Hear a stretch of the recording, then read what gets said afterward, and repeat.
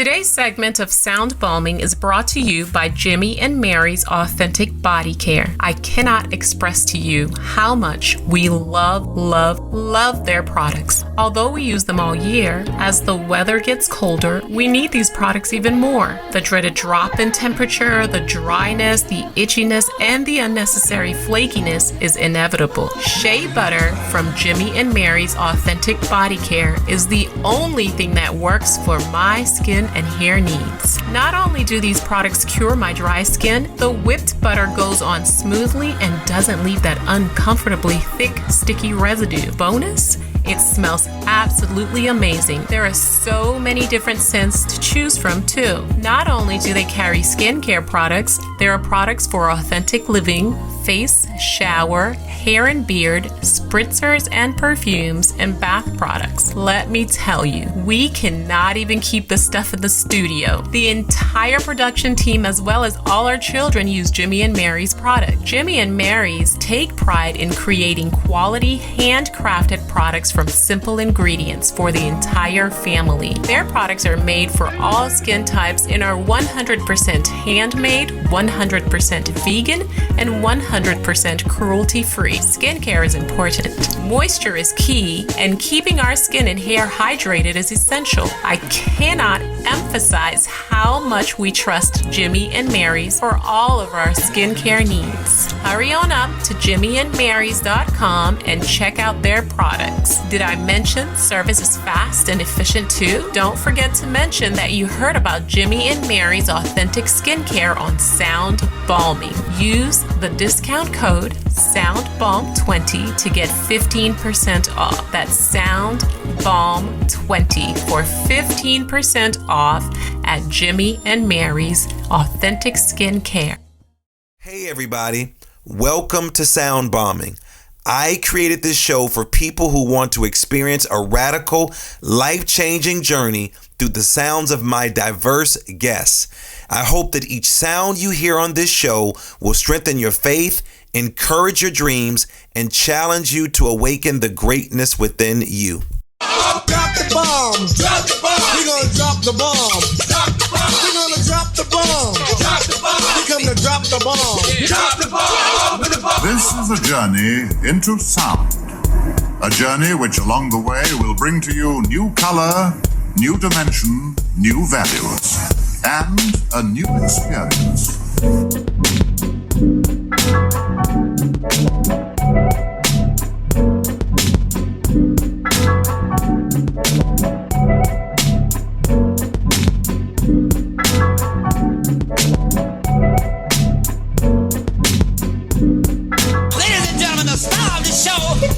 Lamar Darnell Shields.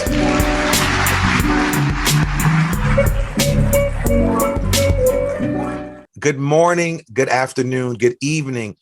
Whatever the time of the day is, I'm excited that you decide to hang out with me and welcome to my show.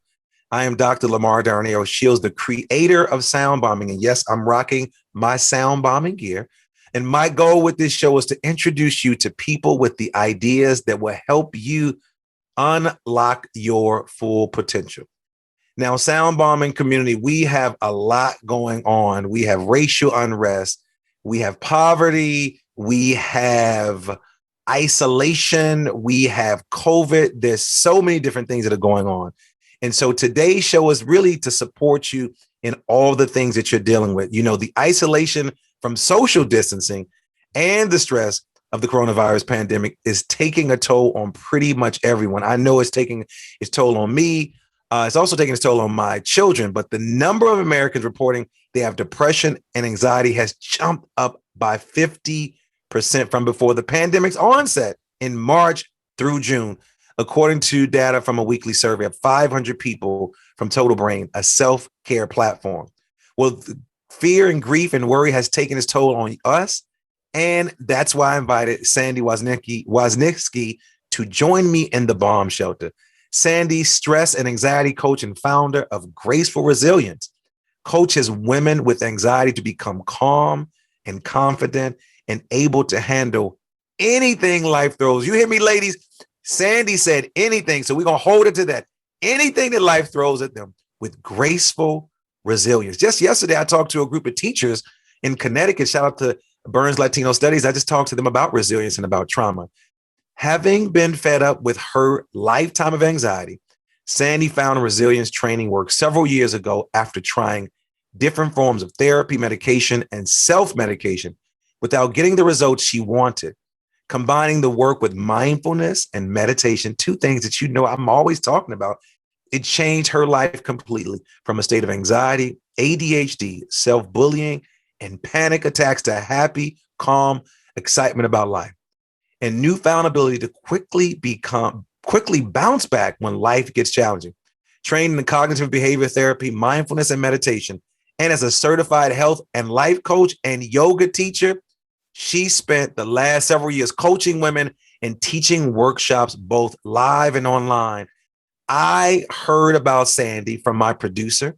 She read several of her articles, Stressed and Anxious, Here's How to Stay Emotionally Safe. So many articles that she wrote, how to motivate yourself with kindness instead of criticism, how to stop procrastinating when things feel hard or scary. But the beautiful part of Sound Bombing community, Sandy is with us today. And I want to welcome you, Sandy, to the Bomb Shelter. How are you doing? And let our listeners know where you are calling in from. Oh, well, after that introduction, I'm doing quite well. And I'm calling from my house in Maine. Maine. We're finally coming out of the winter slum. Somebody told me that Maine is where the maniacs live. I know you heard that joke your whole life. I've been to Hope, Maine. I've been all throughout the New England area. The only place, Sandy, I've not visited is Vermont. I don't know why. And I'm friends with Ben and Jerry's crew up there and everything. So maybe I'll get up to Maine. I used to use Tom's the toothpaste of Maine. That was really the only thing I knew about Maine. But then, Sandy, they came out with this charcoal toothpaste. You know, charcoal isn't everything now. Yeah. I tried the Tom's of Maine charcoal. Let me just tell you, it was black stuff. All my kids was like, Dad, is your skin peeling? I'm like, no, that was a bad joke, children. My skin is not peeling. Tom's convinced me to get this doggone charcoal toothpaste, and I stopped using it. So I don't know. Shout out to Tom's of Maine. They're not one of our sponsors. I love your stuff. If you want to be a sponsor, we're open. And then if you do become a sponsor, Tom's of Maine, I will clearly, dearly, and lovingly use that charcoal toothpaste. Have you ever used a charcoal toothpaste before? I have. You definitely look like you're in a horror movie when you smile in the mirror. So I'm glad it's not me. Sandy, I could have used you yesterday, homegirl. I spoke to about 80 teachers in Connecticut about trauma, about resiliency, about trauma-informed care. Let me just tell you, Sandy, I know you do a lot of work around trauma, stress, resiliency. These teachers, and I know we talk about our heroes are the folks in the medical field. Shout out to all the teachers. This is National Teachers Week. They only give teachers a day. I like to call it a week. So shout out to all the amazing superheroes and sheroes that are out there. But Sandy, let me just tell you, once I got off the phone, or not the phone, once I got off my Zoom with those teachers, 2.5 hours, not only dealing with the trauma and stress from the job, okay, but the trauma and stress that there's being the secondary trauma and stress that they're getting from the children. So I know you have been busy. I know you have. Yeah. If 2020 taught us anything, it's that life likes to just toss challenges our way. Yes. But, I mean, they're not completely avoidable. And so, it's all about, okay, well, how are you going to handle it? How are you going to handle this? How are you going to pivot? And it's just been one thing after another. So you start to get, just so fatigued or almost deadened to this. Oh, here's another thing. And this thing's still going on. So yeah, it's exhausting a lot of people. And I think it's also illuminating a lot of, it's been an opportunity to kind of shine a light on these different areas in our systems and in our culture that really need to be addressed right now. And you listed a whole bunch of them right in the beginning of this call, and mental health and wellness, peace and happiness is just, we are all searching. That's what it's all about. Yeah. We all want to get back to that healthy, whatever that is. Sandy, so I spent this time with these teachers, and of course, I'm a teacher by trade. My work is somewhat different now using this platform. But what's interesting, 2.5 hours with these teachers. And I told them, I said, the first hour and a half before we get to your students, I need to talk about how you handle stress, how you deal with trauma, how you talk about how fatigue is setting in. There's this quote that I love, Sandy. It says, whatever you do, teachers, don't compare yourself to anybody else, because the reality is that we are all a hot mess. And now I know you're going to give us some strategies, but let's go back to what are the warning signs of stress? Before we get into the strategies, we need to know what those warning signs are, because again, as I talk to these teachers, we talked about trauma, but sometimes we confuse trauma, resilient. We confuse that with depression. Let's talk about stress. What are those warning signs? Yeah, no, that's I love that you're starting there when we end up looking at, what the end result of the stress is, but it's such an important piece of the puzzle. If you want to be able to change, if you want to be able to grow and become more resilient and start to be able to handle this stuff much more gracefully, is you got to go back to, okay, what are my signs?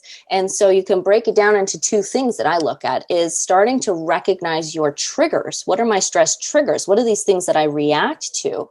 But also start becoming much more mindful and aware of how it presents in your body. So when I through my course or working one-on-one with somebody, that's one of the first places that we really start working on, is right at the beginning. Like, let's just bring this mindful attention to, what am I reacting to and what does it feel like? Because we are such a sensory being, right? I mean, that's why we have all of these senses, and that's why we have emotions, really, in my opinion, because our emotions are how we physically experience the thoughts that are in our head. So we're such a sensory being. So starting to become much more mindfully aware of, how is this showing up in your body and how do you react with stress? Because how you feel is going to dictate what you're going to do next, right? So how does stress then show up in the body, Sandra? How does it so typically show up? I think, stress, you've got fight or flight mode. So you end up with anger and fear for the most part. Those are the options in different varying degrees. So when you're looking on the fear end of the spectrum, it might be a lot more, unease in the stomach. And it could be more withdrawing inward and this tension that results. And so you feel it, maybe headaches there. You might feel weak, especially weak in the legs too, as you feel kind of immobilized from fear. And then on the anger, irritation, that end of the spectrum, you might feel it as heat rising in your body, and you feel your jaw clenched and your fists clenched, like you're trying to control something. Or maybe you feel more energy in your legs because you want to, fight or run or kick or something. So it's going to manifest differently, and depending on what emotion it is. But it could be tightness in the chest, or sometimes fear, especially fear associated with, I don't feel like I can communicate, or I can't find the words to communicate. It might show up as this tight constriction in the neck and in the throat. It might feel like there's a lump in your throat. For me, for years, I always felt like I had to pull my neck out, like I needed more space in here, because it was just so just after time and time again of just feeling this constriction in here from this fear, not being able to speak. And it just compounds and becomes more and more uncomfortable the more you allow this trigger to keep being triggered. Well, in your work, what are you seeing is some of the main causes of stress? Is there something that most people are dealing with at the same level? Is it hitting? I know a lot of your work is centered around engaging women, but I also know you work with other people. What are some of the main causes of stress that you're seeing? Let's just talk amongst maybe your clients, or if you want to talk about the women that you work with. If you're going to get, if we just zoom out 50,000 foot view and just simplify it as much as possible, our causes of stress are this perceived lack of control or perceived lack of autonomy in a situation, which really is like a lack of control if you don't feel like you have autonomy where you are. And so it shows up in a lot of different ways. So thinking about something as, something that we all deal with, oh my God, the house is a mess. It's not just like the house is messy, it's like every room is a mess. And that's that's such a common stress trigger. Like you walk in, it's like overwhelm. That's the emotion that's coming out of that, because you're looking at the entire thing in scope, in its entirety. I can't tackle the entire thing right now. This is going to take a lot of time. This is going to take a lot of effort. So then you start getting overwhelmed thinking, I can't possibly solve this quickly. It's going to take a lot of work. And it feels like this lack of control, because you can't just, I dream of Jeannie, do a head bop and poof, it's gone. Right. Or you get faced with, getting some constructive feedback. Even if it's constructive, it could be, flat out insults, but, there's a varying degree of getting some, feedback from people, we'll say. And, especially if you're holding these beliefs inside you of, how other people perceive me is more important than how I perceive myself, because, my worthiness is coming from getting all of this external validation. That's a lack of control in that scenario, right? I mean, so confrontation or getting feedback, getting criticism is often is a stress trigger too. But there's this lack of control, because you can't, you don't have a time machine. You can't undo what happened, and you can't control what other people are thinking of you. And especially if you believe that what they think of you is of importance, is an identifier of your own personal worthiness, then you've lost control of your own worthiness. So these are all, different ways that this lack of control and this lack of autonomy can manifest in all of these different stress triggers. So are you seeing with the clients that you work with, are you seeing an increase of stress level because of, let's just talk about social media. There's this thing I'll call social Facebook depression, or is there a link between social media and depression, or is there a link between social media depression and this high levels of stress? Because you talked about being criticized. We know on social media, clearly everyone has a thought. Everyone has an opinion. Everyone is a journalist all of a sudden. Everyone is a critic. And so when you talk about social media, where people are getting all of their information from, there is now this ongoing debate regarding the report about the positive or the potential of depression and stress going up because of social media. Are you seeing that? And if so, if you are seeing it, how can we reduce or avoid the stress as it relates to not only just social media, but in life in general? Okay. I think that's a great question. And I want to, hopefully I can remember to come back to the how can we reduce or how can we reduce or avoid stress? Or avoid stress. So I think this link, I mean, obviously there is a link between social media and anxiety and depression. I don't think that it's a causation.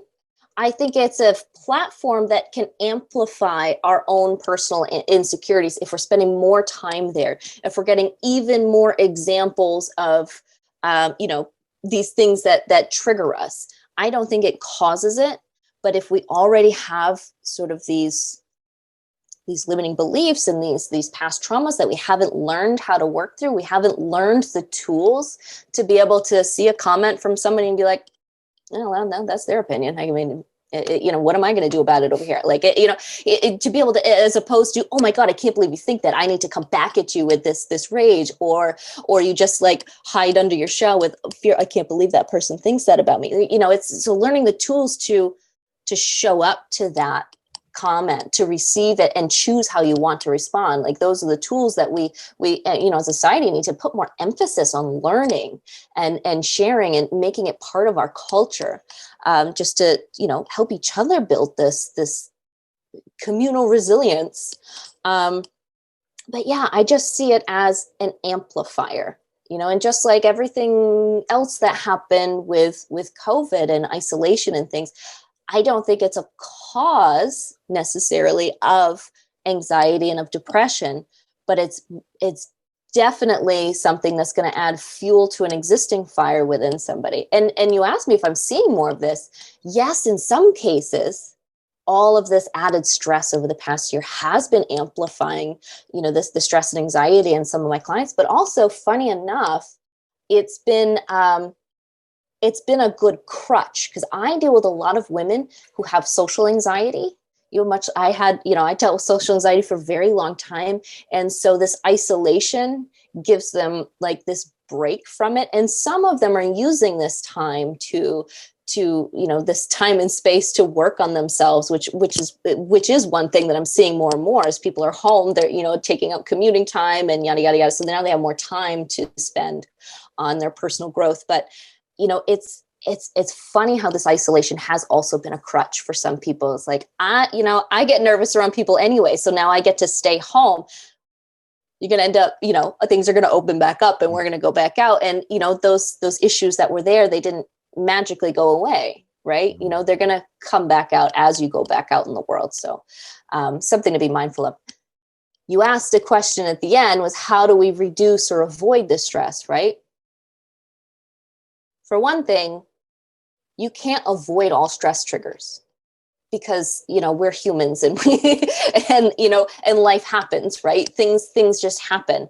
So in terms of reducing your stress, it's more so a matter of learning how to relate to these things differently.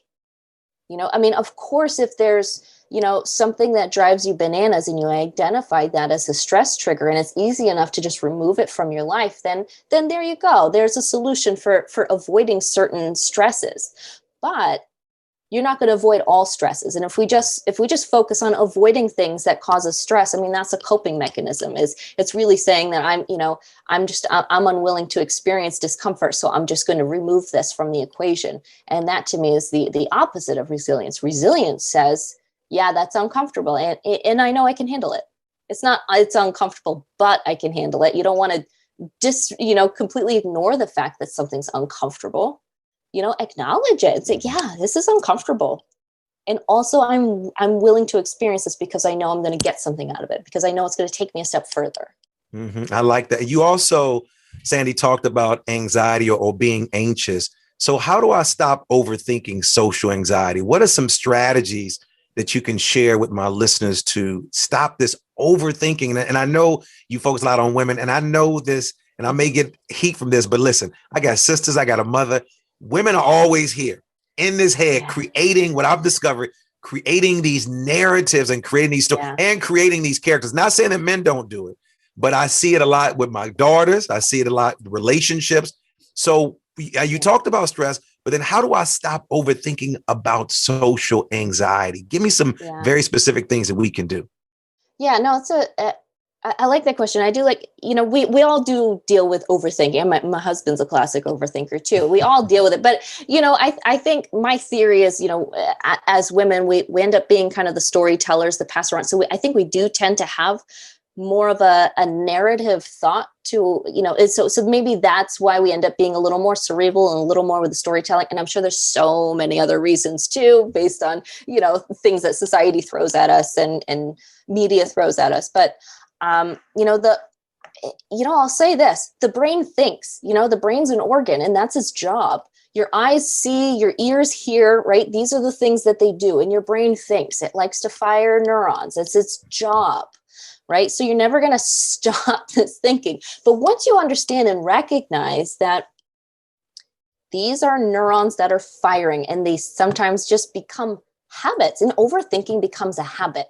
It originated by, this was if I keep thinking, maybe I can find a solution for this. If I keep thinking, then I'm going to find the answer. And so maybe that's worked a few times and your brain's like, ooh, that kind of worked. I'm going to save that so that when the next time something triggers me, I'm just going to hit the play button and play this, this overthinking record, so understanding that it's something that you're doing because you think you're going to achieve something.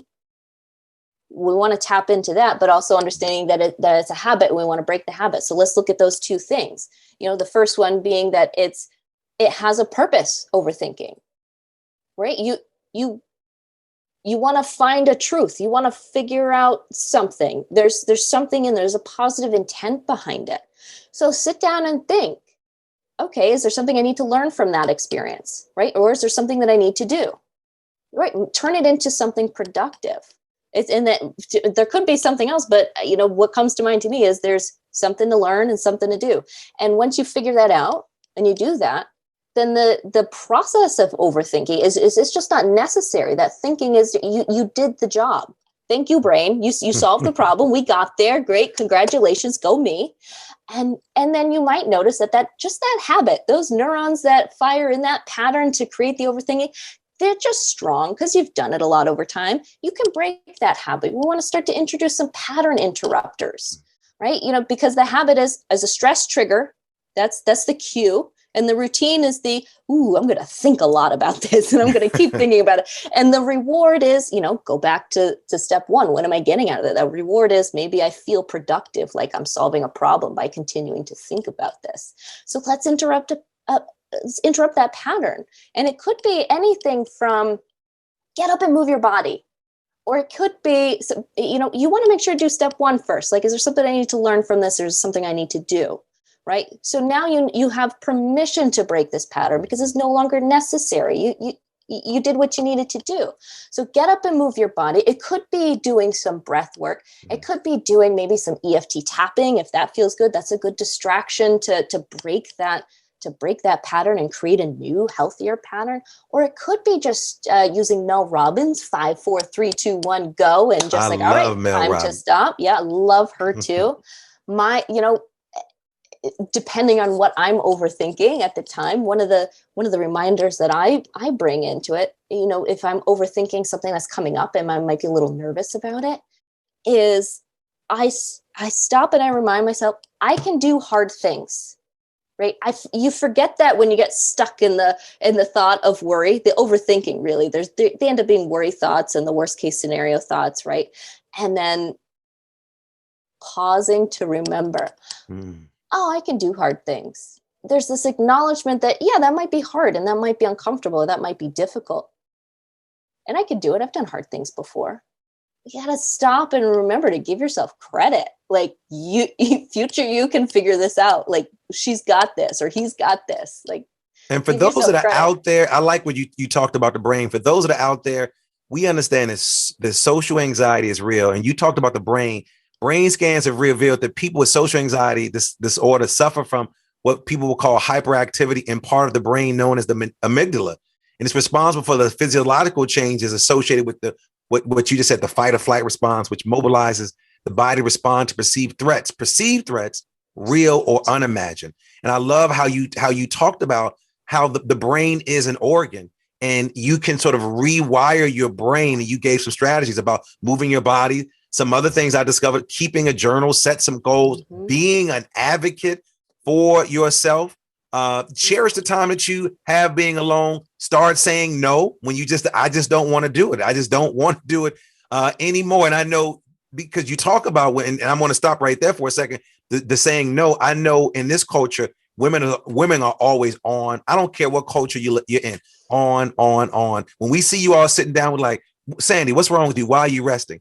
And so we also know that goes into some of the fears that women have. I'm not doing enough. So what do women or professionals think holds them back from letting go of their fears so they can grow and succeed? Because again, we have all these other things that we put on women, but many women are successful, very successful in doing it. But what are some of the things that are holding them back from being the best that they can truly be? Yeah, I mean, you see it a lot. We see some really successful, powerful women at work. And I know I keep saying women, but just know I'm just used to saying women because I'm used to talking to women specifically. Yeah, I know women, guys, we want you to keep listening. Yeah. We're talking about women, but you know some women, I'm sure you do. But again, I know your focus mainly is on women, but you do, as I referenced early on, you do focus on a lot of, and it's okay to have a niche market that you want to focus on. But also a lot of this stuff carries over in all people. 100%. Yeah, definitely. So everyone here, recognizes that feeling of, you do a project at work and it was actually pretty easy and didn't take you all that much time. And people are like, oh my God, you did so good. And you feel like, yeah, but am I really that good? Didn't take me that much time. Like, or maybe your expectations are too low, or maybe you're just being nice. Or, I used to walk into work and think, oh my God, a monkey could do my job, never really giving myself credit for, all of the hard work that I did to get to this point. But that type of thinking starts to hold us back because we're kind of afraid, because we don't feel like we're quite good enough to say the big thing, to take that next step, to to start that business, or whatever it is that you're feeling this fear. And when women or any professionals come to me, they I have a little consult form that you fill out if you want to schedule a time to take a coaching test drive to me. And one of the questions is asking, what is it you need? What's the problem? What do you want? I don't remember what the actual words were, but the number one thing that I see in there is I need more self-esteem and I need more confidence. So that's what we think. That's what they think is what is holding them back. And they want that so they can have the courage to do the things that they've been afraid of, or the things that they've been putting off. And I get it. We all want to be confident, because confidence means we're not afraid. Like, we all want to avoid that discomfort of fear, that discomfort of the unknown. So we think, subconsciously, we think, I need to get more self-esteem so that I can become confident, and then I can do the things that are hard or scary. Right? That's what we're told. And of course, self-esteem is important. It's how we view our inherent and intrinsic self-worth. Is finding our worthiness from within and not needing it from without. But to get confidence, you have to first practice courage. And courage is saying, this is going to be scary, or this is going to be hard, or this is going to be uncomfortable. And I'm going to do it. I'm going to do it. I'm willing to do it. I love that. I know in the article that I read, and you've written many amazing articles, Stressed and Anxious, Here's How to Stay Emotionally Healthy. The article opens up with a quote that says, health is not just about what you're eating. It's also about what you're thinking and saying. So one of the things that I know that you are a practitioner like I am is in meditation and mindfulness. And a lot of folks right now, Sandy, like, oh, I don't have the time. I can't make the time. I say meditation is simple, but it's not easy. So someone sent me a message, says, Sandy, I want to meditate, but I'm not very good at it. What can I do? How would you respond to that person? Love that question. I love it when people ask me, oh, I can't meditate because my mind's too busy. I can't meditate because I can't sit still. It's the same thing as saying I'm too dirty to take a bath. I love it. I like that. It's true. And, it's like, I'm not flexible enough to do yoga. It's like, that's not the only reason you do yoga, but, you take a bath because you're dirty. You meditate because, you have a hard time sitting still. You meditate because you want to be able to get more control over your brain. The function of meditation is to practice taking control up here. When I explain meditation to people, it's really the process of noticing, acknowledging, and redirecting. And through that process, you're building this strength in your mind. You're gaining so many different skills and abilities just through that simple process. If you look at a very basic, simple mindfulness meditation of focusing on your breath, even if you're doing it for 30 seconds or 30 minutes, it doesn't matter. What you're doing is you're just going to be present in the moment, and you just step into, instead of experiencing your thoughts, you want to step into witnessing them. And when you notice that difference between being and witnessing, that part of you that can witness, that's the part of you that's focusing in on your breath. And then the brain does what the brain does, and it fires some neurons, and it stirs up these thoughts, and it captures your attention. You start looking at those thoughts.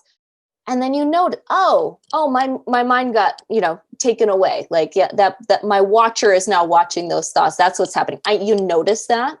You acknowledge it. Okay, I see what happened here. And then you, with intention, redirect your focus back to whatever you're focusing on. If that's your breath, if that's a mantra, if that's a sensation, if it's, practicing mindfulness by brushing your teeth. So that's the answer to the question. I don't have time. It can take, you can take these little 30-second, 1 minute, 2 minute little breaks to actually kind of have a little bit of a meditative practice, but you can bring this same skill set to what you do throughout the day. You brush your teeth on autopilot because you've done it 5 billion times. So you don't think about it, right? Your body knows what to do. Your brain loves cheats. It loves to be able to just hit the play button. But that's autopilot. That play button is autopilot. What you want to do is start building this skill of making conscious, you know, intentive is not the word that I want. These conscious decisions, and being able to see what's going. So that's what it does. It gives you this objectivity in your mind, and it gives you the strength of your attention. So then, how can a busy mind and a restless body be helpful? Be helpful? Yes. A busy mind. So because I hear people talk about a busy mind and a restless body can be helpful in the process, and maybe it's teaching you to bring your attention and your awareness into something other than that.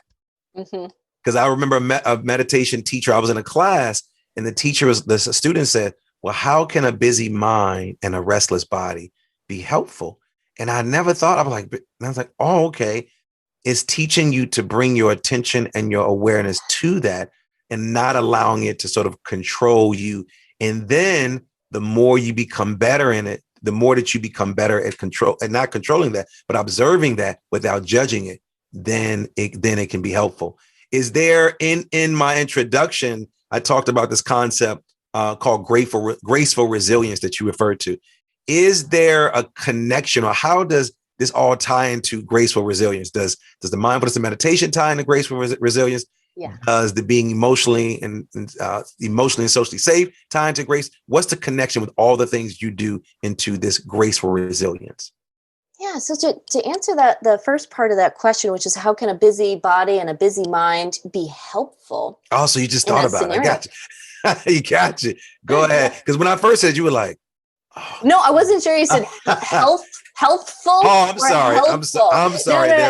No, I get it. But, I just had a client the other day, in my group coaching programs, she's been practicing more meditation, but she says, but she gets so bored so easily. She was trying mindful eating while eating toast, and she's like, I'm just so bored. I just want to eat it. And I'm like, if you think about that in the same light as you do the busy body and the busy mind, it's an opportunity to notice, oh, look, I'm bored.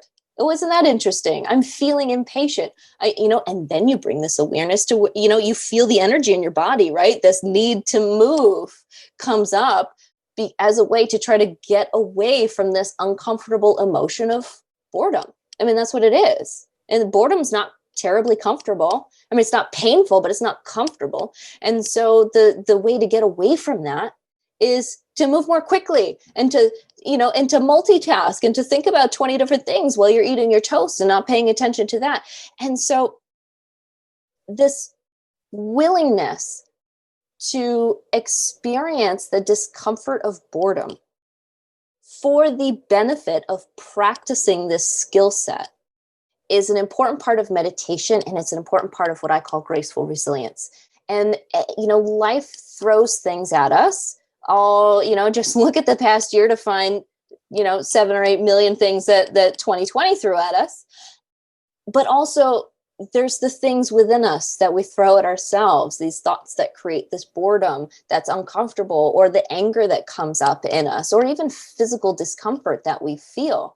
These are all just parts of life, but being able to have this willingness as opposed to fighting or running from or avoiding or numbing, to get away from that discomfort.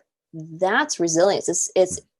I think of it as, the Buddhist story with the second arrow. Really, it's being able to avoid that second arrow. Pain hurts. You're probably not going to get hit in the leg with an arrow, but it's a metaphor. Pain happens. But being able to say, yeah, this hurts. It hurts, and it's going to hurt for a little while. And I can get through this, as opposed to freaking out and getting pissed at the guy who shot an arrow at you and saying this shouldn't have happened. And I hate that this happened. Like if you saw somebody freaking out, right, you'd be like, objectively, you could say, I do know that if you calm down, it's not going to hurt so much. Like, that from an outside perspective. And so graceful resilience to me is being able to do that from within for yourself. I love that whole concept of graceful resilience. I want to go back to something that you talked about around meditation and boredom. There's a lot of new research coming out right now, Sandy, around the link between anxiety and boredom. And we talk about anxiety and boredom have a lot in common. And we think boredom is such a bad thing, but it's not a bad thing, because the reality is when people are really, really bored, there's this level of my life not being fulfilled, my life really not having a purpose. My life is sort of fading away into the foreground, and we're seeing a connection. Are you seeing that in the clients that you're working with, or with the work that you're doing, the surprising link between anxiety and boredom? Yeah, I think there's definitely some of those, inherent beliefs that we hold about ourselves, that you just kind of listed off there with that, my life not being fulfilling, or, any of those things could be the genesis for this feeling of boredom. But it can also be, what I see a lot of is, you said it yourself, like especially women tend to be like, we're doers, and, and we're thinkers, and it's like, we create these other limiting beliefs that I need to be productive in order to feel fulfilled.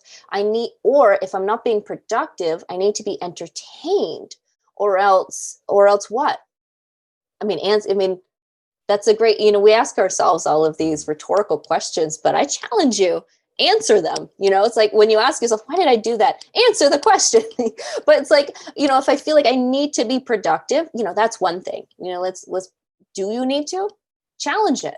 Ask that question. Do I need to be achieving something by thinking or doing right now? And we don't give ourselves credit for, or quite understand how productive rest really is. And so we think, no, I need to be doing something that's obviously productive, or I'm not being successful, or I'm not, it's good. That answer might be a little different for everybody, but, or I don't feel fulfilled, or I don't, really thinking about that, but shifting your perspective to understand how productive rest really is can be pretty helpful to combat that, if that's the genesis for your boredom. Or if it's, I need to be entertained, or what happens if you're not being externally entertained? Either externally entertained, or even mentally, as you're overthinking and just really staying stuck in your head running these stories. What happens if you're not entertained? What happens if you just sit and be? What is it that you're afraid is going to come up? And so when we keep pushing off that discomfort, we keep ignoring that discomfort by distracting ourselves and keeping ourselves busy, we're not giving ourselves time to actually sit and experience that boredom. And I promise you, if you can just sit, if you just, notice, acknowledge, and redirect, that's what we do in meditation. Notice, oh, I'm bored, and I'm doing all those things that, I want to stop scrolling on the phone. I want to stop binge watching, useless YouTube videos that really aren't bringing any value to my life, or whatever it is that you're doing. Oh, that's what I'm doing. And I'm doing it because I'm bored.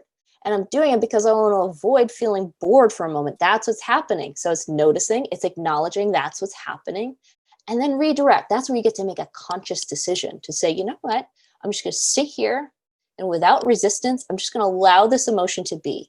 I'm just going to allow it to be here. Say, I see you. I'm going to let you do your thing.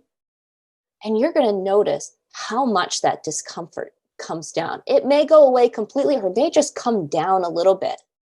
And that's when you start to learn the power of your mind. Like, that's the second arrow, is that I need to get away from this discomfort. I need to do something else. But do you? Can you just, what does boredom really feel like? Just like a little bit of nervous energy. It's really, if you think about it mechanically, like, what does boredom feel like? Where does it feel in my body? For me, I feel like kind of like this heightened, like a little bit of a buzzingness, like in this center area when I think about being bored. Okay, well, why is that so bad? Just sit there, just let it be there, and it's going to run its course. And then by doing that, by practicing that, man, you just broke a habit, right? You're cultivating a new, better habit. You're cultivating resilience by saying, that's going to be uncomfortable, and I'm going to face it, and I'm going to be fine. You're cultivating resilience just by instead of scrolling on your phone, just putting it down and sitting there for 30 darn seconds is so productive. Wow. So Sandy, you have such great content, everywhere. I know you are on Tiny Buddha, which is one of my favorite sites to find information. How can my listeners get in contact with you if they want to read some of your articles, if they want to work with you, if they want to hear more about the great things that you're doing, not only just around stress, boredom, resilience, all these great things? How can my listeners get in contact with you? Great. Yeah. Two great ways to do that. If you're on Facebook, you like Facebook groups, I have my Facebook group, which is Graceful Resilience for Women with Anxiety. Sometimes we have, pretty exclusive, live workshops and boot camps and things right there within the group. So that means I just can't kick in the door, but like, yo, what's up? I'm here. Well, I'd let I you like in. your face. I'd let you in like, for no, sure. I wasn't ready. But you had exclusive. You come knocking on our door, you get an invite. You get an invite, Dr. Shields. And then, you can also go to my site, stressandanxietycoach.com, and you can get access to my free stress detox mini course. What should my listeners expect coming through a stress detox? What is a stress detox course? Like, I've done a detox for food and done a detox actually from social media. But talk to me, what should one expect going through, without giving a whole session away, about a stress detoxing of stress? Yeah. It takes you through a journey of understanding, okay, what the heck is stress? And like, why is it happening? And how do I reverse it? Because you want to reverse that stress. You want to bring yourself back down so you can take control, because you're not in control when your stress is triggered. When you're in fight or flight mode, your autopilot is in control. So it's learning those practices. And I'm all about the, why does this work? How does it work? Those are the people who come to me and they're like, I get, you want me to breathe and meditate and all this, but like, I don't get how or why. And that's why we don't do these things, because we don't quite understand how they work. And then it's going to take you through some tools to understand, how do I relate differently to these thoughts that are in my head, and really what it truly means to practice self-compassion, because we're so hard on ourselves, and that's the genesis for a lot of our stress, of these negative thoughts that we hear coming through our heads. So what are some things that you're learning about yourself, Sandy, as you work with these women? Not only just from your articles and your writings and reflections, but also from some of your sessions. What are some things that you're learning about yourself? Oh, I like that question. I got a question from a client in my group program yesterday. And I get this question every so often, and it's, okay, how long is it going to take? How long is it going to take to do this work till I get to the point where, I don't feel this way anymore? Or where, when am I going to become confident? And, there's no straightforward answer to it. I have some general numbers when it comes to my one-on-one clients, I could tell you that. But, it depends on how much work you're putting into it and how, the journey that came up into it. But the second part of the question was, am I going to be continuing doing this work for the rest of my life? And the answer is, if you want to keep growing, then yes. And so I love my clients. Oh my gosh. I wish they knew how much I get, how attached to them I get, and how sad of a day it is when it's their last. It's such a happy, sad day, that last session. But not only do I just fall in love with them, but what I love about meeting with my clients regularly is it's this wonderful tool for me to help hold me accountable to keep doing the work for myself. Because obviously I have to, I'm not a do as I say, not as I do person. I have to walk the walk. And I love that external motivation that they give me. And so I'll notice things like being reactive to something that my husband does. So-and-so, my client the other day was just talking about this, and it helps shine, a mirror in front of me to notice, oh, I just did that. Isn't that interesting? Let me work through the tools here. Or, a few years ago, after working with clients, one of the things that I noticed about myself is, we talk about core values so much to understand yourself, to become your authentic self. And for me, compassion is so important. It's one of my top core value that matters the most to me. And if I look at my anti-values, those things that I abhor, anger is at the top of the list. And the funny thing I noticed, when other people are angry and I feel like it's unnecessary anger, it's like, why are you getting angry at that? Like, that's just not a scenario where you really need to be angry. Why would you choose that? And you know what I do as a result? I get angry at their anger. How adorable is that? It's like, screw compassion. I'm angry that you're angry and you shouldn't be angry. And so that was a fun thing to notice about myself. And I could just sit back and laugh. And it just, I love that accountability that my clients don't realize that they provide me. All right. So, Sandy, what are your final thoughts for my listeners, and what type of impact do you want to have on the world with your work? My final thought is to remind yourself that you can do hard things, that you really can. And so can't tomorrow you. So give him or her the credit that they are due, that they can handle it. If you're worried about failing, I promise you she can handle it tomorrow if she needs to pivot because you failed, right? She's going to learn from it. She's going to grow and she's going to move forward as a result. You can do hard things. You got this. And the change that I want to bring in the world is to get as many people as possible to understand and believe that about themselves. Well, Sandy, it's been an honor hanging out with you in the bomb shelter, but you cannot leave because the second part of the show is called The Super Bomb Questions. It's brought to us by Mountain Made. And these questions are different. The difference is you need to answer as quickly as possible. But I think that you're ready. Want to take a quick sip real quick because you've been talking already. Go ahead. And 5, 4, 3, 2, 1. Here we go. Sandy, what is your favorite word? Banana. What's your favorite quote, Bible verse, or maybe a lyric to a song or to any other spiritual book? And it's so simple and so short, and it's so important. Everything is figure outable. What's your superpower? Oh my goodness. Presence. What's your spirit animal? A lynx. What moves you to tears of joy? Cried this morning at the news. What moves you to tears of sorrow? Thinking about others suffering. What do you wish you had more time to do? Grow. What's your morning routine? Ooh. Coffee and a few moments of me time. What values do you live by every day? Compassion, purposeful growth, and humor. What guides your heart? Today, my son. Sandy Woznicki, if you won the Mrs. America talent competition, what would your talent be?